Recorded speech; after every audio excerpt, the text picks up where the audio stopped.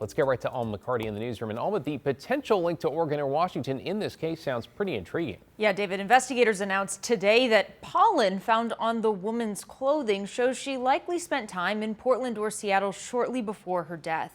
They added spores on her clothing are indigenous to those metro areas, but not to Vancouver, BC. Now, this is an illustrated rendering of the woman who was found by a tugboat crew in a body of water called English Bay. That was back in September 2022. Vancouver police believe that she was around 30 to 40 years old. She was found next to an inflatable kayak, candy, insulin, and a backpack, but no ID. Although the woman was alive when the tugboat crew pulled her out of the water, she died at the hospital shortly after. Investigators did extensive searches at the time to try to find out who she is and to locate her family, but with no success. On Monday, the Vancouver Police Department released a video ahead of a wider public appeal in the U.S.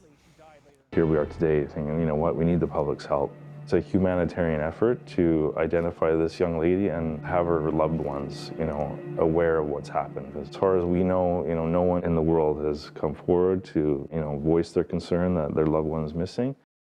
VPD says that they will be holding a news conference in Seattle tomorrow to answer questions about the case. Anyone who recognizes this woman can email the police department. We will have that information on kgw.com. David? Now, here's to hoping authorities and maybe a family out there get some answers. Thanks, Alma.